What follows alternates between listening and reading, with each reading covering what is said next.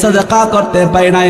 দোহাই দিয়ে দেখো, তাকায় দেখো, আমারে বান্দা দুনিয়া সবচেয়ে বড় রোগী ছিল, তারপরেও সে আমি আল্লাহকে এক মুহূর্তের জন্য বলে নাই, বরং আমি আল্লাহ পাককে খুশি করে নবুয়তি কার্যক্রমকে সাকসেস করে জান্নাত কামাই করে আসছে। সুতরাং তোমাদের তিনজন গরিবের গরিব হওয়ার ওজর, বড়লোকের ধনী হওয়ার ওজর, রোগীর রোগ হওয়ার ওজরটা আমি আল্লাহর দরবারে কবুল হওয়ার মতো নয়। চিৎকার করে করেন একটু সুবহানাল্লাহ। আল্লাহ আল্লাহ আল্লাহু লা,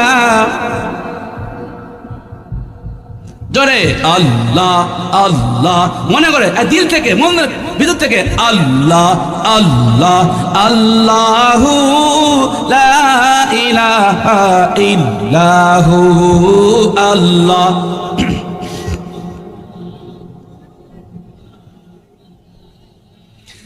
লা ইলাহা ইল্লাল্লাহু মুহাম্মাদুর রাসূলুল্লাহ।